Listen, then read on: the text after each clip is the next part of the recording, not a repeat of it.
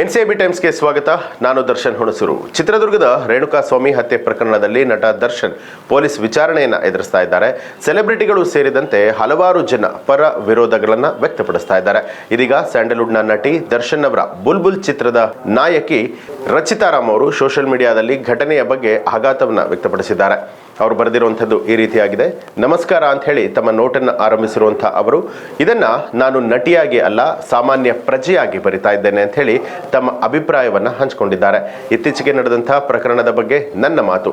ಮೊದಲನೇದಾಗಿ ರೇಣುಕಾಸ್ವಾಮಿ ಅವರ ಆತ್ಮಕ್ಕೆ ಶಾಂತಿ ಸಿಗಬೇಕು, ಅವರ ಕುಟುಂಬಕ್ಕೆ ಭಗವಂತ ಧೈರ್ಯ ಭರಿಸುವಂಥ ಶಕ್ತಿಯನ್ನು ಕೊಡಲಿ ಅಂತ ಹೇಳಿ ಪ್ರಾರ್ಥನೆಯನ್ನು ಮಾಡ್ತೇನೆ.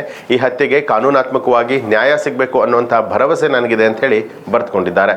ಇನ್ನು ಅದನ್ನು ಮುಂದುವರೆಸಿದ್ದು, ನನ್ನನ್ನು ಚಿತ್ರರಂಗಕ್ಕೆ ಪರಿಚಯಿಸಿದಂತಹ ನಟ ದರ್ಶನ್ ಸರ್ ನನಗೆ ಗುರು ಸಮಾನರು. ನನ್ನ ಜೀವನದ ತಪ್ಪುಗಳನ್ನು ತಿದ್ದಿ ಮಾರ್ಗದರ್ಶನ ನೀಡಿದಂತಹ ವ್ಯಕ್ತಿ ಇಂತಹ ಪ್ರಕರಣದಲ್ಲಿ ಭಾಗಿಯಾಗಿದ್ದಾರೆ ಅನ್ನುವಂಥದ್ದು ನನಗೆ ನಂಬೋದಕ್ಕೆ ಸಾಧ್ಯ ಆಗ್ತಾ ಇಲ್ಲ. ಏನಿದ್ರೂ ಕೂಡ ಸತ್ಯ ಪೊಲೀಸ್ ತನಿಖೆಯಿಂದ ನಮ್ಮ ಮುಂದೆ ಬರಲಿದೆ ಅನ್ನುವಂಥದ್ದೇ ನನ್ನ ನಂಬಿಕೆ.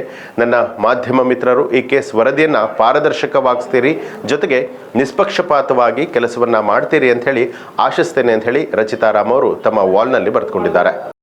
ಇದು ಈ ಹೊತ್ತಿನ ಪ್ರಮುಖ ಸುದ್ದಿ. ಮತ್ತಷ್ಟು ವಿಶೇಷ ಸುದ್ದಿಗಳಿಗಾಗಿ ನೋಡ್ತಾ ಇರಿ ಎನ್ಸಿಬಿ ಟೈಮ್ಸ್, ಅಪರಾಧ ಮುಕ್ತ ರಾಷ್ಟ್ರಕ್ಕಾಗಿ.